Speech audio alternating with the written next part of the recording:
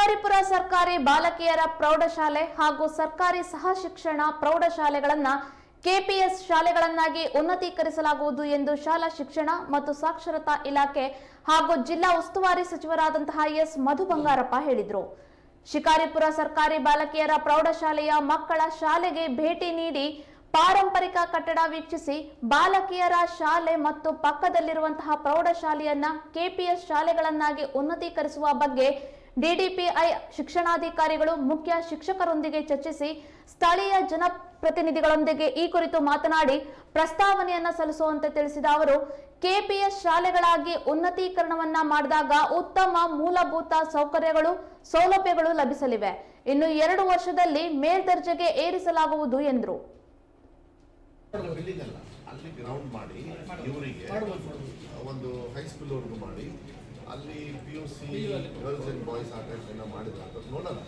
ಎಲ್ಲ ಮಿಕ್ಸ್ ಮಾಡಿ ನೀವೆಲ್ಲ ಚರ್ಚೆ ಮಾಡಿ ಲೋಕಲ್ ಲೀಡರ್ಸ್ ಏನು ಹೇಳ್ತಾರೆ ಅದು ಮಾಡಬೇಕು. ಇಲಾಖೆಗಳಲ್ಲಿ ಮಾಡೋಕ್ಕಾಗಲ್ಲ, ಯಾಕಂದ್ರೆ ಅವ್ರು ಏನು ಸೆಂಟಿಮೆಂಟ್ ಇಟ್ಕೊಂಡಿರ್ತಾರೆ ಅದು ಮಾಡಿ.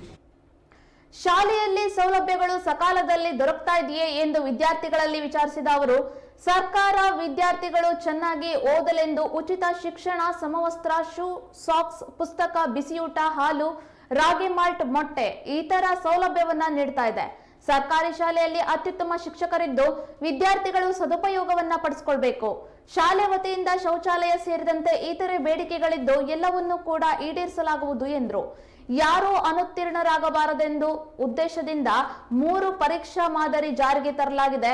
ಬೆಳಗಾವಿಗೆ ಮಹಾತ್ಮ ಗಾಂಧಿ ಭೇಟಿ ನೀಡಿ 100 ವರ್ಷ ಪೂರೈಸಿರುವ ಹಿನ್ನೆಲೆಯಲ್ಲಿ ಗಾಂಧಿ ಭಾರತ ಕಾರ್ಯಕ್ರಮ ಪ್ರಯುಕ್ತ ವಿದ್ಯಾರ್ಥಿಗಳಿಗೆ ಉಪಯುಕ್ತವಾದಂತಹ ಉತ್ತಮ ಕಾರ್ಯಕ್ರಮ ಮಾಡಲಾಗುವುದು ಎಂದರು.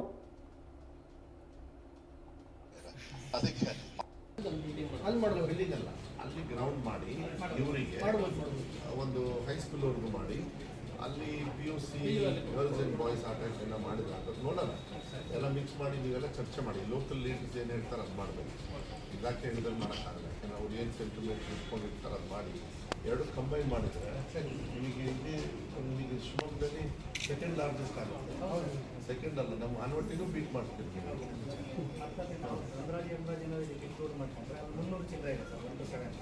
ಅದಕ್ಕೆ ಇದು ನೋಡಿ ಒಂದು ಪ್ರಪೋಸಲ್ ಬೇಗ ರೆಡಿ ಮಾಡಿ ನಾನು ಯಾವ ಟೈಪ್ ಮಾಡ್ಬೋದು. ಇಲ್ಲ ಗರ್ಲ್ಸೇ ಸಪ್ರೇಟ್ ಮಾಡಬೇಕಂತ ಹೇಳಿದರೆ ಗರ್ಲ್ಸೇ ಮಾಡಿ, ನನಗೆ ಅದು ನೀವು ನೋಡ್ಕೊಂಡು ಅದು ಒಂದು 46-47 ಬಾಯ್ಸ್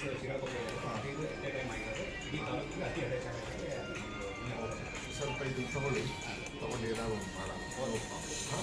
ಈಗ ಆ ಕಡೆ ಮಕ್ಕಳೆಲ್ಲ ಇದ್ದಾರೆ.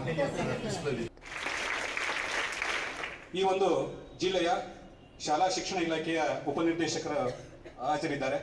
ಅವರು ಟೀಚರ್ ತಪ್ಪು ಹೇಳ್ಕೊಟ್ಟಾರಾದ್ರೆ ಅದಕ್ಕೆ